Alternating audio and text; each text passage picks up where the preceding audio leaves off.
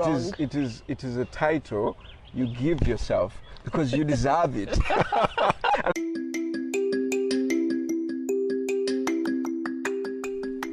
Hi guys, welcome to Hashtime with Nabuguzi Kiwanuka.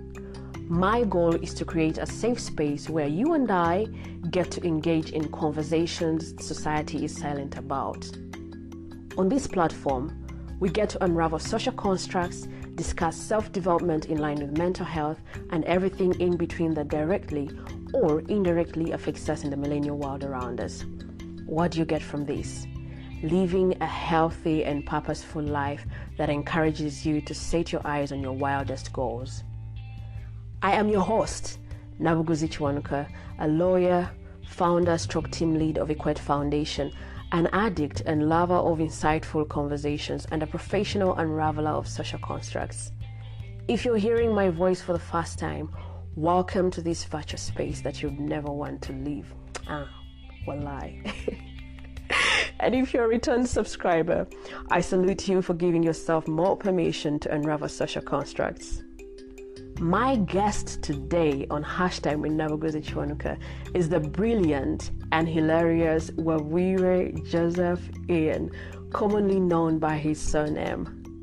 Wabwire is the founder of KQ Hub Africa, a virtual and physical East African creative arts and culture hub collectives, talent incubation firm, creative and consultancy agency that brings creative people together through collaborative, networking, knowledge sharing events and projects. After quitting law school, Wabwire went on to take on the world by storm in the creative industry. He's worked with various creatives and continues to foster conversations in the creative community through the Creative Talks Africa sessions. I knew I was going to love this conversation because this guy right here took a swerve in his career life and left me dumbfounded. How he did it, what inspired him to do it, are questions that I have longed to ask him for the past 5 years. I cannot wait for you to listen to all these empowering gems that will get you going into your next best season. Let's get into this.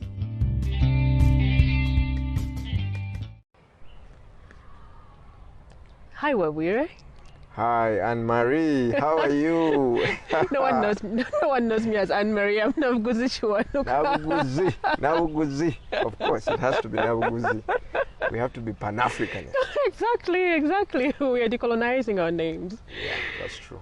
So, can you introduce yourself to our listeners? Yeah, of course. My name is Wabwire Joseph Ian. Yeah. I'm a creative consultant based in Kampala, but also a global citizen.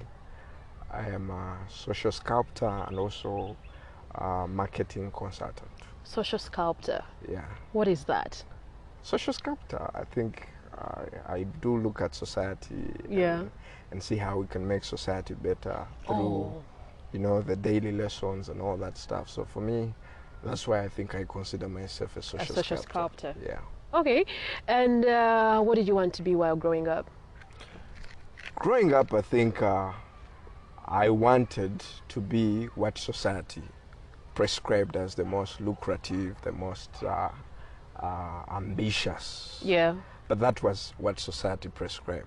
I wanted to be a lawyer because growing up, my father would tell us there are only 4 jobs. 4 jobs? You are either an engineer, you're a doctor, yes, you're a lawyer, or you're a loser. A loser. You get the point? Someone talked about it as Dale. Dale being doctor, engineer, lawyer, or loser. Exactly. And I think I prescribed to that school of thought because then I was trying to conform to the narrative. What society demands. Exactly. I wanted to be a lawyer, and that's the fact. And that's what I went to school to study. Yeah. But of course, things turn around and you get to discover yourself as time goes on, and you realize that actually the way society is structured is very different. And I think from what aligns with your spirit. Exactly. And I think that's what falls into why I call myself a social sculptor, because I think I control the narrative. Yes. I control the narrative. How long did it take for you to come out to the other side of society, coming from the non-conformative kind of person? Yeah, I think growing up, you are taken to the school system, and the school system is sort of like a group thinking. Group thinking, like this is how things are structured. When you greet people, this is how it has to happen, and all that stuff, you know, which is okay. I think it's part of the social courtesy that we offer each other, and that's how we live in society. But I also think there are certain things that are really alien, especially in the way we are brought up, because we are all cut out to be different. You know, there is a purpose to who we are, and there are things that give us vibrations in life that we have to always aspire to. You know, so being into a society where you're growing up, of course, there's always those baby steps you have to take. So there has to be someone that takes care of you. You know, and now getting this side means that you get into the real life and you actually see the things that are taught at school do happen, but not much of it, because the system out here works differently, very different. You find a policeman who you think is a policeman taking a bribe, you know, and you really see they need the bribe, and that's how society operates. It's always different. A couple of things that are normalized. And you think systems operate, but systems don't operate, and yet people have been educated to follow the system.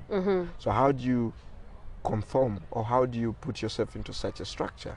That means you have to break down what you've been taught and become, you face the reality of life, you know. So I think that's what I went through, and when I go this side, I'm like, yo, I think this side is better. Like being able to shape the narrative, being able to control the narrative, and also being who you are, and showcasing the best person of you, because that's you. Do you remember the exact moment or the turning point? So I think for me, when I talk about narrative, it's this narrative is created by society. So society says, we're going to educate you. Those are your parents, those are your relatives, and they all want the best, which is okay. I totally have no problem with them wanting the best for you. But I think the best they want for you is not in the best interest of you. And I think that's where I find it's in their interest. Exactly.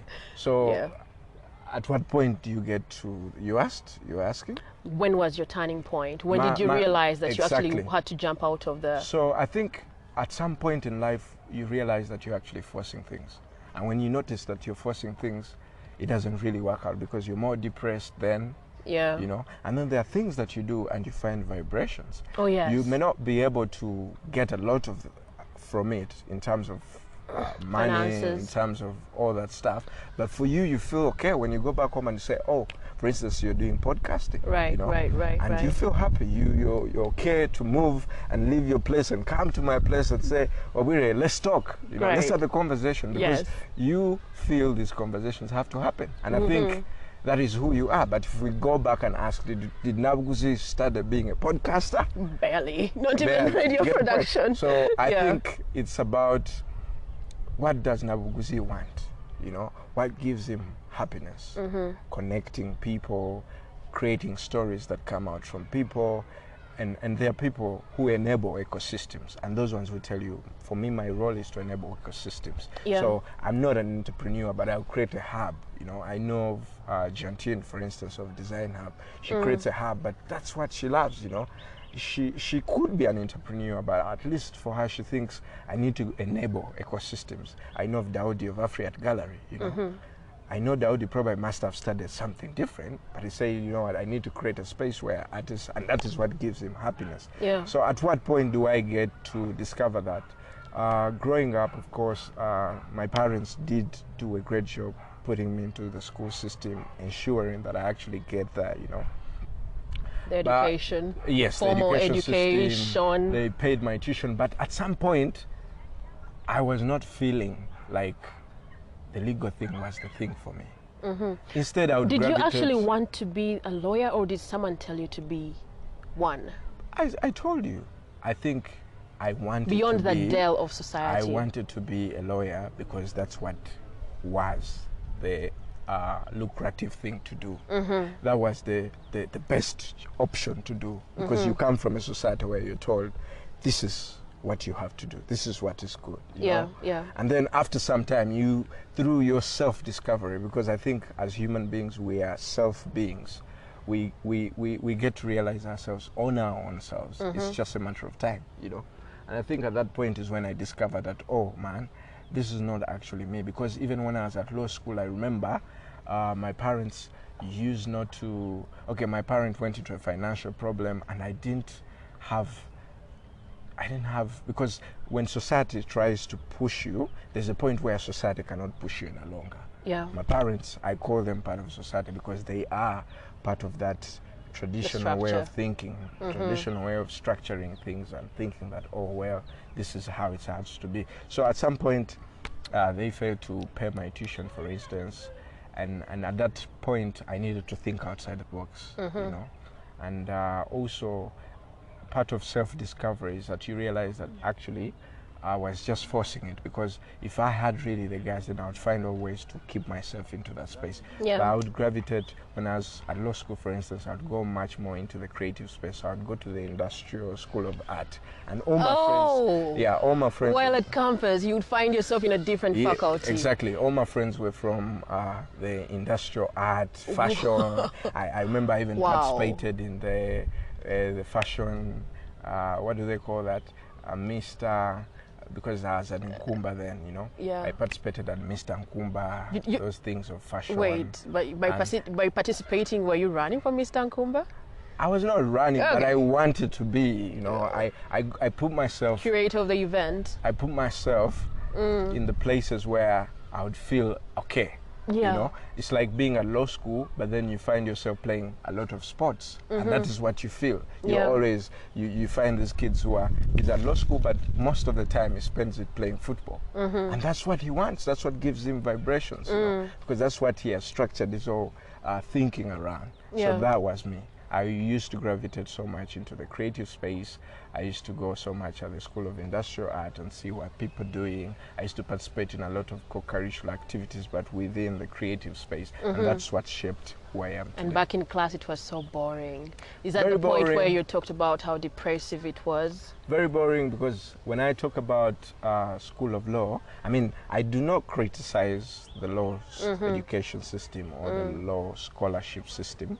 I think it's very impressive. I think there are people who are really committed to human rights, just as much as I am. But I also think there are people who are really structured in our societies to be the living example of that. So whereas I think law school is really good, because our law schools have churned out the best lawyers, some of the best lawyers that you could see, really fronting human rights, people like Nicholas Opio. But those are people who I think have a calling in that space. Yeah. And I think they've really done greatly. But I've seen very many kids being churned out of LDC and all that, but they're not doing very much in the law space, you know. So I think, and then I had a friend who was really excelling there, but then you would see, he would tell you know what, I don't think I want to be a practicing lawyer. Yeah. I think I want to open up an NGO and do something with communities that are a bit vulnerable and all that stuff, you know. Yes. So it's essentially just finding your traction. Although I don't necessarily say that being at law school didn't help me as much, because it broadened my perspective in thinking. I'm very more curious now. Yeah. I'm very interested in digging out information everywhere, because I think that's a skill. Was it because of law school? Yeah, it's a skill that I got nurtured through law school, because at law school you're taught to be very curious.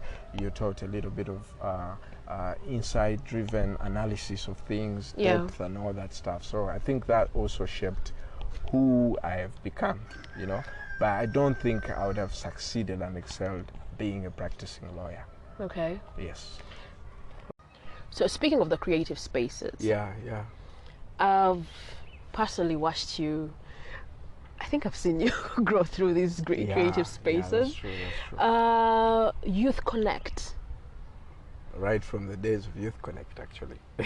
You surprised me. Yeah. I mean, I was just seeing someone, a kiddo. I mean, I knew you were something like first year, I think. And then all of a sudden I'm seeing someone taking over the world. I'm like, yo, what's going on? Yeah. So Youth Connect. Yeah, so Is back that then, is how did you come up? Yeah, you talked about being aggravated toward the creative spaces.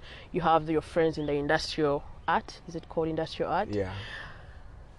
What prompted you to get into these kinds of spaces? I think I got to learn about the word creatives from you. Yeah, so I think, like I said, when you're at law school and when you're doing something that society has structured for you and you don't feel good about it, you'll always innovate something that you're passionate about, even while at school. And that's why you realize that most students do group themselves in the things that they're passionate about while still at university. And I think for me, it was more about young people. You know? It was more about creativity. It was more about artists. It was more about reliving moments through talent. You know? And that's why while at university, I collaborated with my friend Albert. Is it? Yeah, and then we started Youth Connect. You know, we're very ambitious. We really wanted to connect young people to opportunities because that's me. I'm an enabler of these kinds of spaces to ensure that, especially having gone through a lot back at university, like tuition problems and all that, I felt we need more opportunities in place where if you fail to succeed on the hierarchy of what society perceives, you can at least fall back to something that can nurture you to be, you know. And that's how I started Youth Connect. Of course, we hustled, we're very ambitious then, young people trying to think about putting up an NGO and doing stuff. But you know, the systems in place do not always favor. Because when you look at the registration process, it's a red tape process, and all that, which is also good. But of course, there's a lot of censoring. We were also politically motivated back then because you can't have a legal background and not be curious about what's happening around you. So we also use Youth Connect to foster those kinds of conversations of what civic space we wanted to be in. You know, how do we want to be governed as young people? You know, but over time I gravitated towards more the creative and the creative industry because I felt when we were fostering some of these conversations was a bit limiting because of the censorship, the government and all that. And I felt sick about always waking up and having to vent, having to bring young people and they have shared frustrations. So I said, you know what, we have to channel our frustration through the things that we're passionate about. And I said, you know what, for my sanity, I need to move away from Youth Connect. So I have to rebrand it into something that will create value for me in terms of sustainability, in terms of venting our frustrations through productive things like art. You know, it's an expression, you know, and it's not only an expression, but it allows you to appreciate things, you know. And you must have seen people, for instance, on Black History Month, people using art to express themselves and talking about, you know, but it looks impressive, it looks visually amazing and all that. And of course, it's sort of like takes you on a thought process, but also not empowering. Empowering, not on the side of always saying you're frustrated and all that. So that's how we opened up a creative agency called KQ Hub Africa. And under KQ Hub Africa, we sort of we came out and said, you know what, we need to create safe spaces where people can express themselves. People can feel that this is a home, you know. We wanted to foster conversations. We started a project called Creative Talks Africa Sessions. My idea was, how do we create a space where we can share and see and assess ourselves based on what we're contributing to society as artists, as creatives. And also looking that there was a very big gap at that time where people were not able to express themselves in a sense of, you know, the creatives are contributing to the social conversations of every day. Yes. They don't have spaces where they can be appreciated, where they can exchange and share, experiences. So that's why we started the Creative Talks Africa sessions. Beyond that, of course, we also started programming events, community events, and that's how we used to sustain.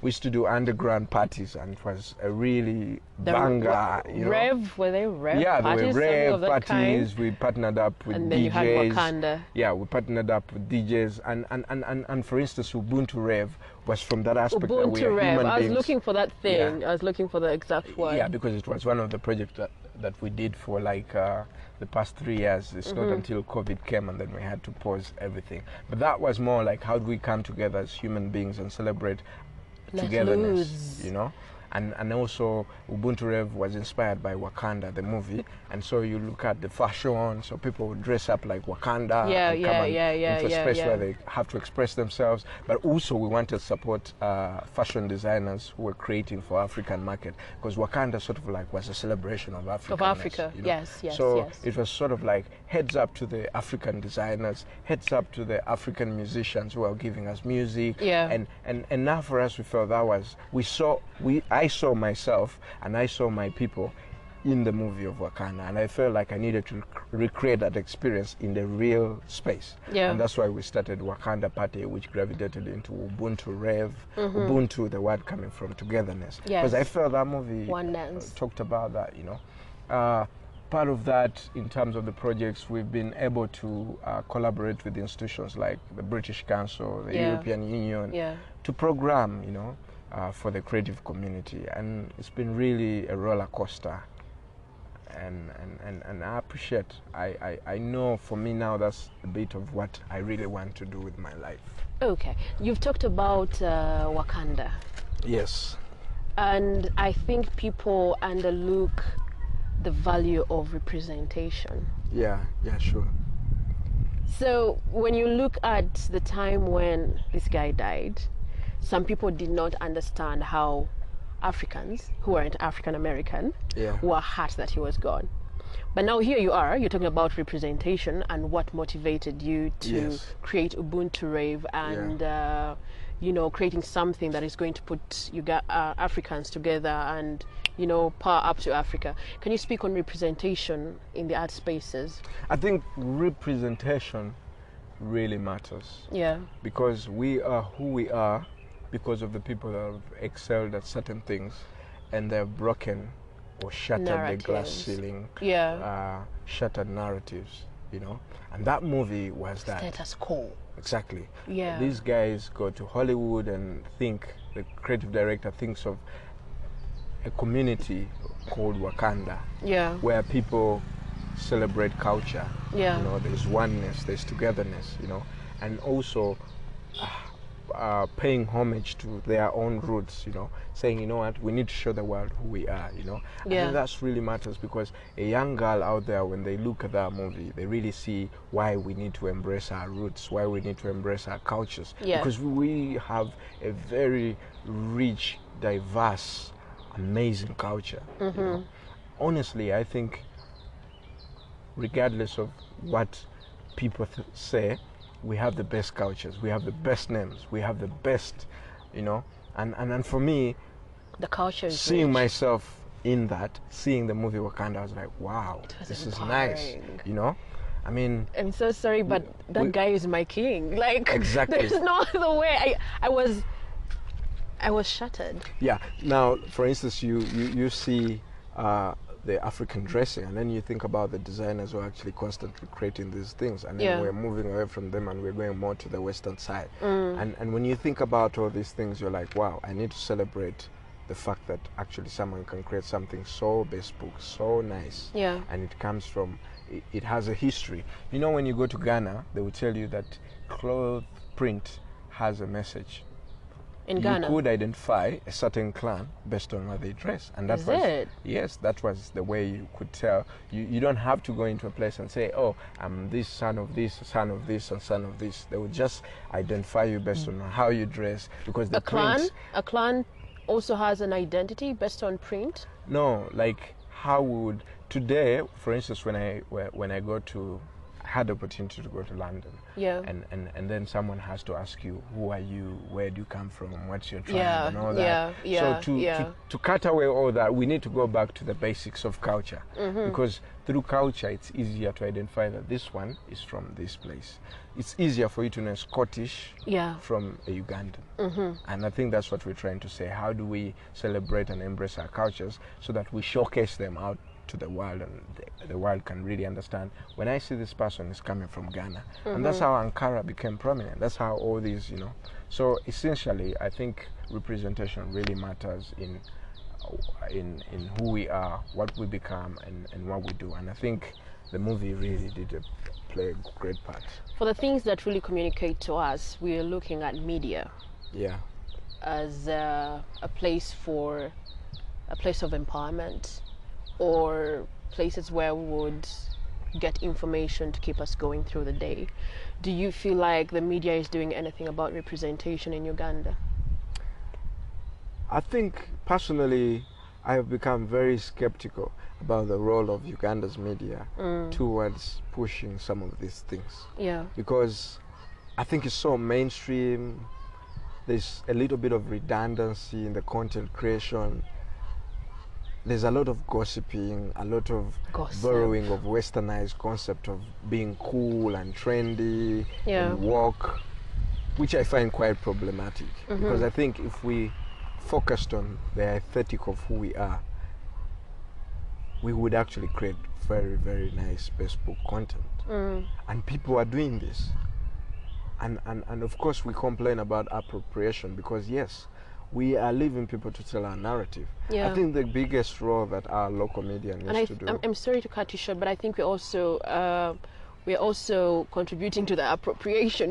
We always want to look at the white people as people that are doing the appropriation, but all of us, even in Africa, we are picking out, you know, what seems to be more appropriate or cool to the eye of the white person.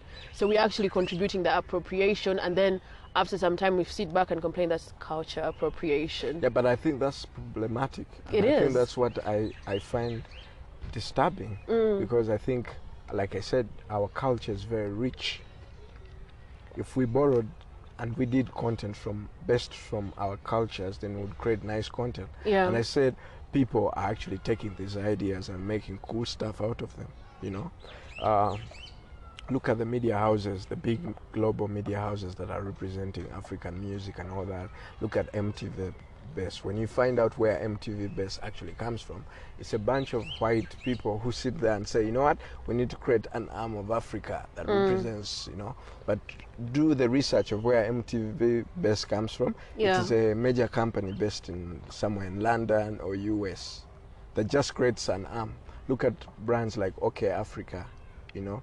When you study back and you get to realize which people are behind these things, they're the people who are benefiting, you know.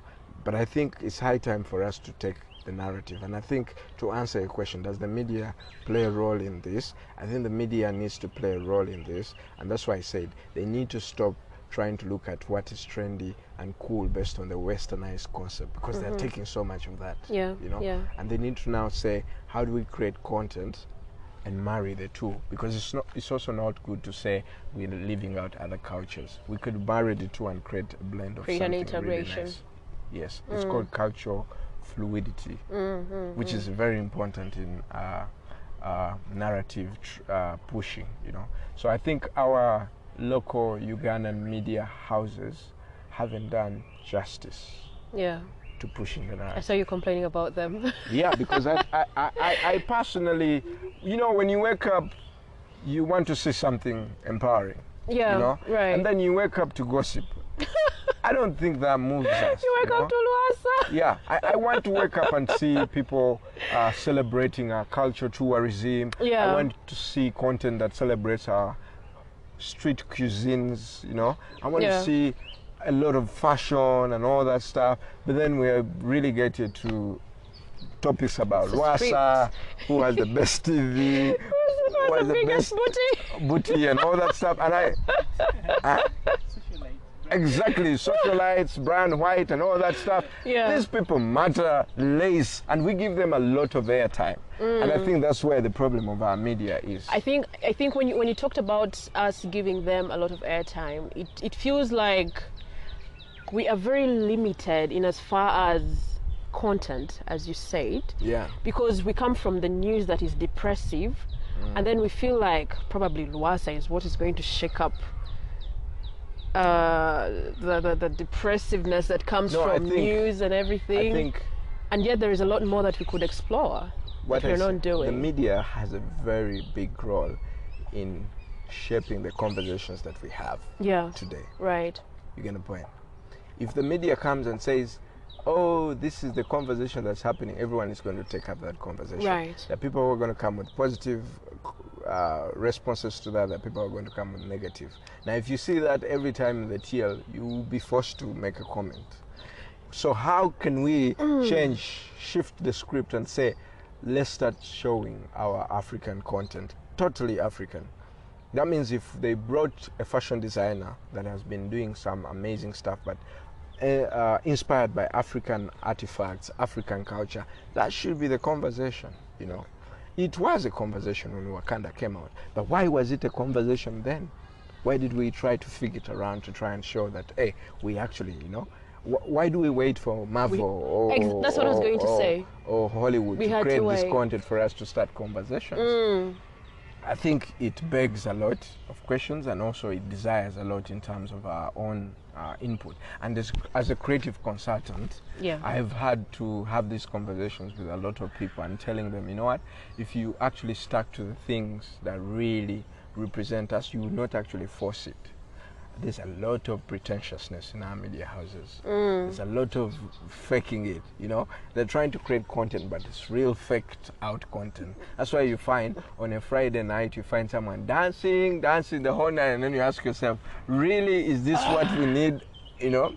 Someone shaking ass as if that's all we live for. So I think there needs to be a grand total shift from how our media houses represent us to something that is more interactive, more conversational, and more progressive, which I don't see. As a creative consultant, how does this consultancy work? Do you have to wait for these people to come to you, or can you go as far as writing proposals for, you know? So I've been working in the creative industry for the last 10 years. 10?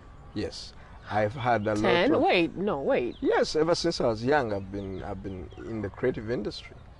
Because what I mean by a consultant and experienced is that you have been turning the bolts and nuts of the industry. Right. That means you've been working with artists right from campus, right from secondary school. You know, like you're working with artists, so you get to understand who they are. You understand the creative industry, because that's where I gravitated towards. You know, and then now getting out of school and then focusing yourself to opening up an agency like KQ Hub Africa.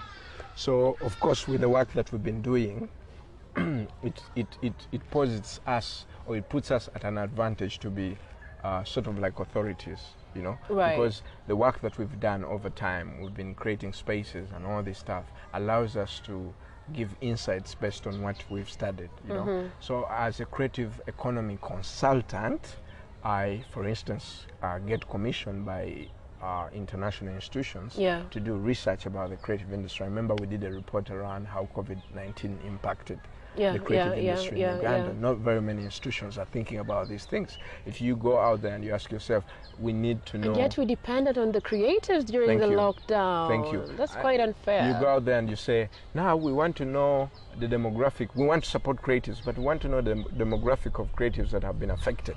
And no one has done a research about that. No one has gone into details to understand, create a database of that. So as a creative economy consultant, that's where we come in. We do research, we do analysis, we create spaces of expression, we work with the institutions to give authoritative insights on what are the areas of intervention within the creative industry, for instance in theater, design, fashion, music, you know.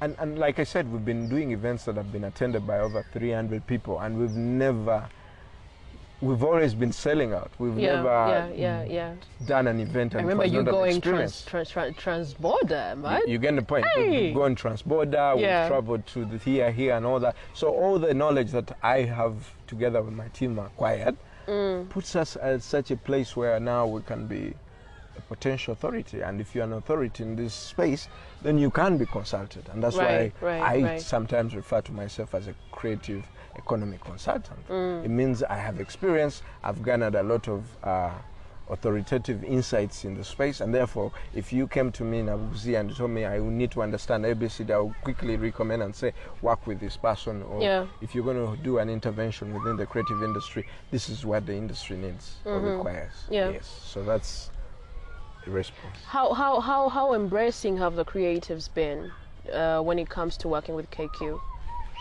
Do you get to have a one-on-one invite with them, or does the organization automatically attract them?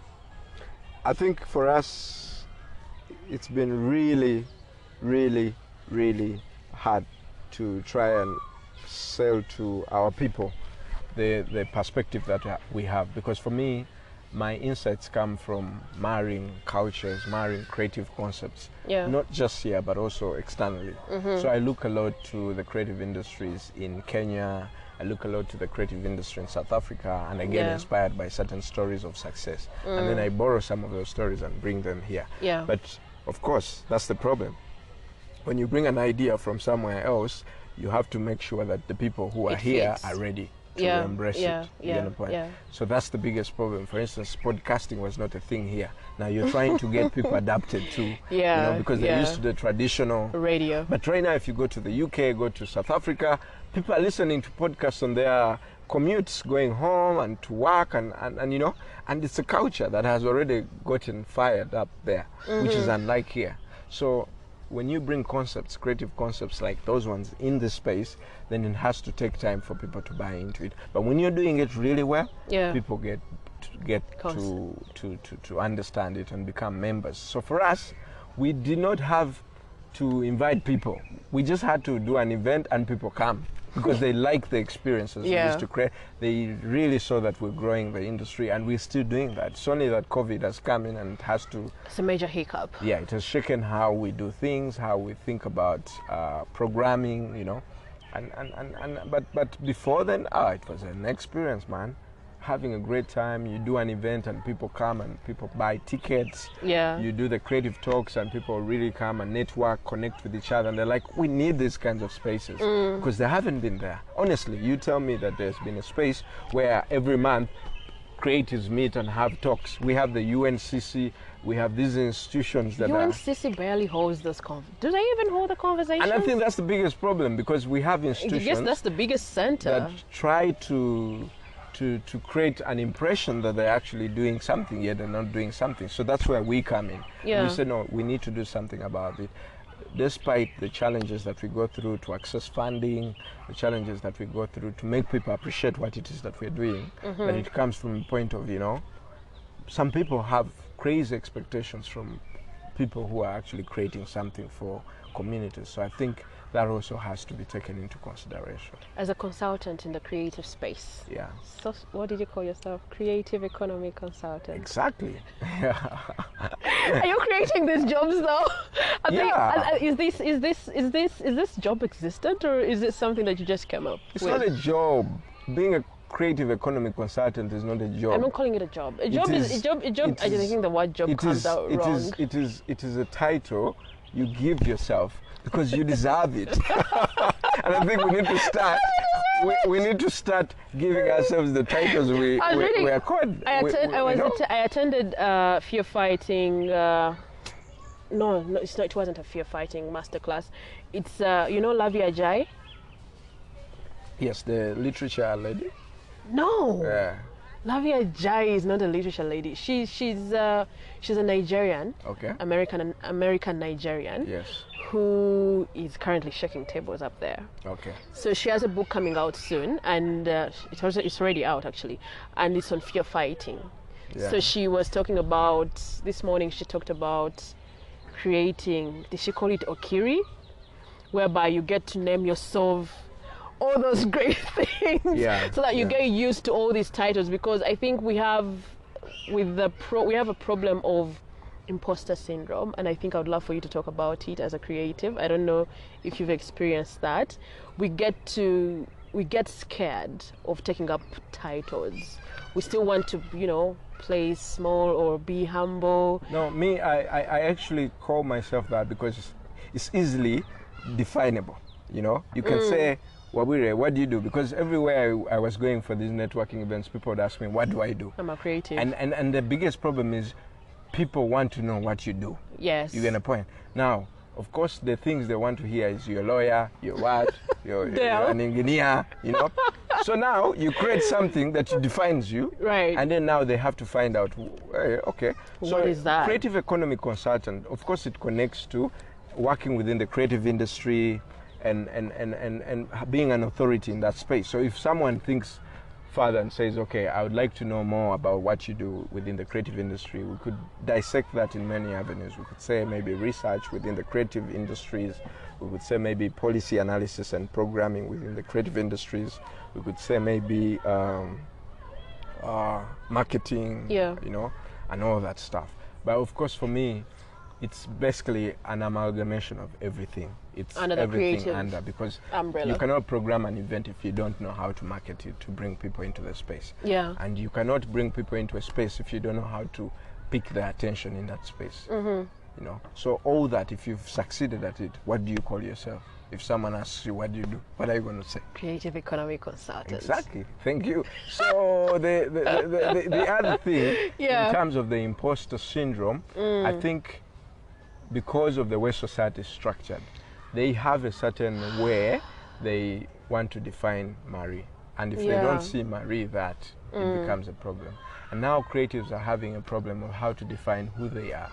Because when they go into the spaces and they ask them, what do you do?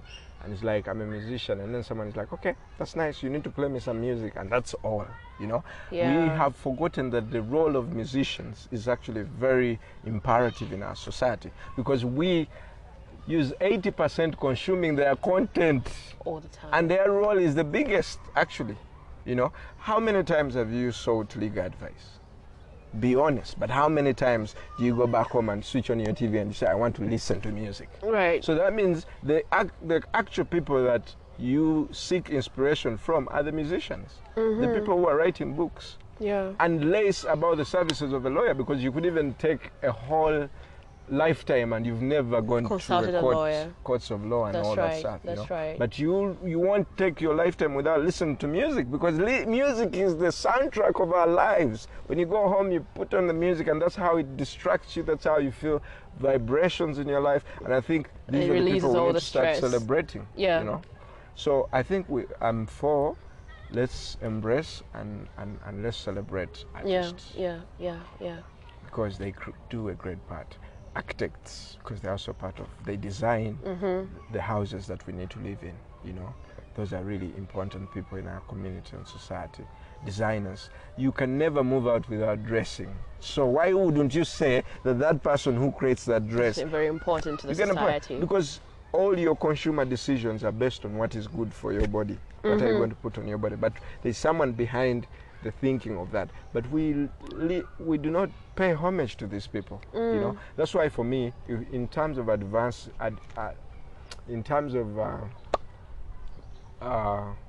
fighting back the imposter syndrome, we need to celebrate ourselves, because we play a very, very, very important role in society. I mean, we're moving topics, we're moving conversations. Yes, every day we're shattering glass ceilings. Every day we are making people think about their lives. When COVID came, the creative people came out and said, what, we're going to give you content.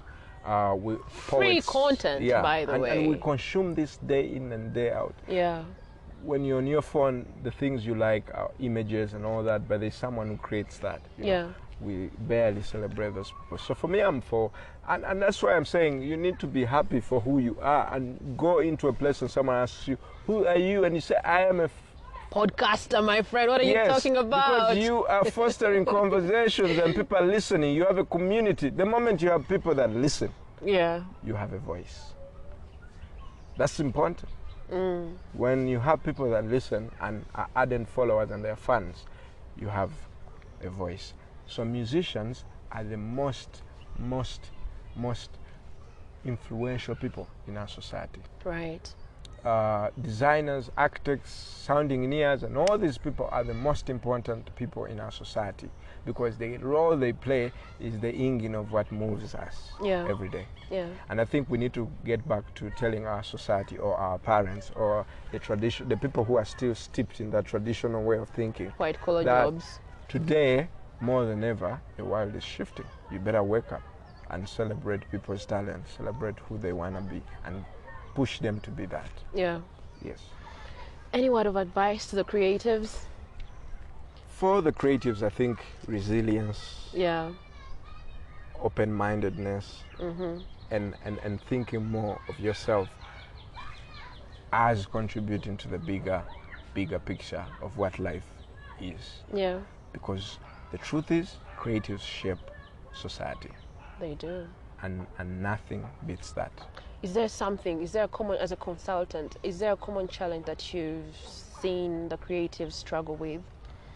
I think most creatives are struggling with sustainability. Like, how do I create and be able to get something out of it? And I think that's the biggest challenge, because the economy we're in is highly capitalistic. It's ensuring that you get some little out of it. And you like as a podcaster, someone gets asked, so how much do you make? Like, what? You get the point. Yes. And then it's really something I you think also think about at some point, because you're like, I'm putting in a lot of effort into this. But what do I gain in it? So for us, the way we measure sustainability, or the way we measure success and impact, is maybe sometimes through monetary gains. What money have I gotten out of this? That is really impressive. I have a friend, Albert, I always tell him, man, brother, start to think more on the side of what gives you vibrations in life, and then create other avenues of how you can survive.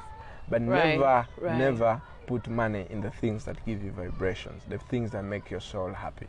Because the moment you put in money, then you're going to leave that, and you're going to live a messed up life. You're going to live empty, because if it doesn't serve your soul, you're going to, Absolutely. So if you're a musician, find ways of diversifying, get gigs, promote yourself, put yourself out there, because that's the world we're in, but don't stop creating. If you're a fine artist or painter, keep painting. But also affiliate yourself to spaces like galleries that are already into that business of, but keep creating, put yourself out there and your work out there. Reach out to people for commissions, if you're a fashion designer, you don't have to stop because people are not appreciating the African artifacts or African designs and prints that you're making, because we have a tendency of looking at those clothes as being less affordable to these Chinese implants that we get here all the time. And of course that is a bit demoralizing, especially for a fashion designer, because they think, now, why am I in this if people are not appreciating that I'm creating something? But keep creating and find new ways of diversifying, because diversity is the beauty of life. If you can't find ways of diversifying and being able to do what it is that you're doing, because it gives you that, then do it. Okay. As a because platform, personally, I think it will also be like, from my anecdote in life. I mean, I'm a creative economic consultant, but still, I'm diversifying in my income, because right now I'm working with spaces to do their marketing, and that's how I get a monthly income. But that does not give me full satisfaction, because I'm doing it for the money. So it's not about the passion that I have. I'm doing it for survival. And I've realized that things that I do because of the money, I never do them well. But the things that I do because I love them, I'll actually put my all, and I'll hustle. I'll make sure it comes out perfect. A great result. Yes. As a platform where we talk about undoing the social constructs and well-being, you talked about depressive times of you being in the law space and non the creative space. How do you keep your mental health in check? Mentally, I think it's an issue that is really, really key. We have to think about our mental health every day. Yeah. Because every day we are faced by insurmountable challenges Right. that seek to shatter our stability mentally. But I think focusing more on the things that give you positivity, some of the things that put us in a mental incapable situations or things that shatter our mental well-being are constantly comparing yourself to the things that you see behind the glass, for instance, on social media. You get the point? For instance, I think at some point my mental health was being affected because I used to compare myself so much. So I would go on Instagram and then see these beautiful guys with handsome guys, with big cars and big, nice women and all that stuff. And then I'm like, what the fuck? What am I doing with my life, you know? And then someone shows you a mansion, and then you're like, I really want to be like this guy, but what is happening to me? You know? You don't even have lunch for that day. Exactly, you get the point. And then I said, you know what, this is not going to be healthy for me. I need to accept the process because even these people have been here. And some of these people are not actually what you see. They're just people who are doing it for the gram, you know. Right. So curate a feed that inspires you, gives you positivity and makes you think about life more subtly and less more expensively, because every time you put something into your mind, eventually things will start unlocking slowly, and before you realize you're actually getting there. Slowly by slowly, you just find yourself things working out. Because when you wake up in the morning, your Instagram feed is basically organizations that you follow, and you follow them because of the work they do.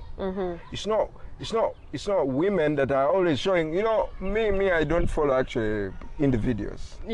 I follow people who are doing things. I don't follow someone because they have the best ass, because they have the best clothes. No. Because there are people who wake up every morning on Instagram and then post a photo, post photo of themselves. But there are people who wake up and post things they're doing, and they even post the processes. Those are the people I need to follow, you know, because the process is what I appreciate more than who you are and what you've achieved. Exactly. You know?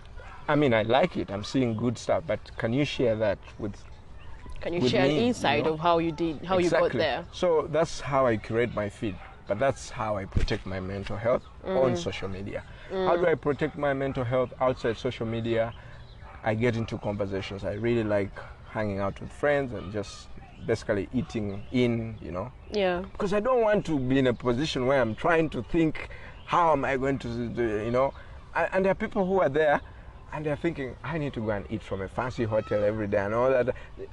If you cannot live a certain lifestyle, don't push yourself into that. Don't push yourself.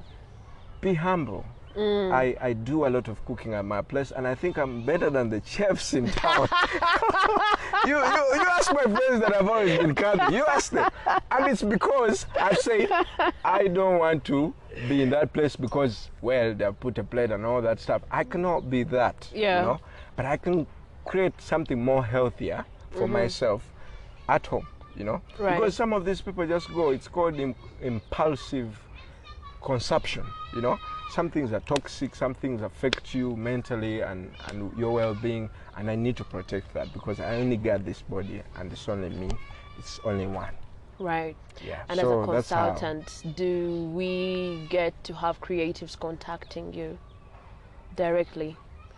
I'm really open to having conversations with creatives, but also just people, because I think as a social sculptor, I really see a lot of things in society that needs changing, and I'm open to giving advice to people, talking to people through their ideas, and seeing how we can all get through. I mean, I believe in that aspect of we are all in this together, and we can only be better if we work together. How do they get in touch with you? I think most people can reach me on my Instagram, Wabwire, on my Facebook, Wabwire, on my Twitter, Wabwire, and maybe on my email, wabwire@kqhubafrica.com, and maybe also on my phone contacts, which they can also find on the various social media platforms. Yeah, but I'm open to having conversations and anytime. And help any creative coming aboard. Yes. Thank you so much for your time, Wabwire. And thank you so much, Nabuguzi, for hosting me. It's been really a pleasure to be part of this. I'm honored. Yeah, thank you.